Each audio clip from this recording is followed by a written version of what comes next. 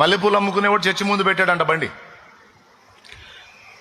Pastor గారు లోపల పోతే చెప్పాడు, ఒక్కడు కూడా కొనడు పోరా అని. ఇంకో చోట పెట్టుకో, మార్కెట్లో పెట్టుకోపో, అక్కడ కొంటారులే కానీ ఇక్కడ కొందరు పో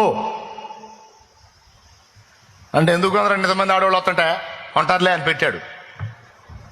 కోట మొదలైన దగ్గర నుంచి కోటం వైపు అందరు ఇళ్ళకి పోయిందాక ఆడే కూర్చున్నాడు. ఒక్కళ్ళు కొనలా. అందరు పోయినాక పాస్టర్ గారు కూడా పోతా చూశాడు, బండికి వెళ్ళి ఒక్క మూర పూలు కొనలా ఎవరు. ఏమైందిరా అన్నాడు. ఏందండి ఇంతమంది ఆడవాళ్ళు వచ్చారు, ఒక్కళ్ళు మూర పూలు కొనలేదు. కొనర్రా, కొనరు. పిచ్చి పిచ్చి వేషాలన్నీ వేసి రోడ్లమిటి బజార్లమిటి తిరగటానికి వారు బజారు సంబంధులు కాదు, వారు పరిశుద్ధాత్మ సంబంధులు. వారు పరిశుద్ధాత్మ సంబంధులు.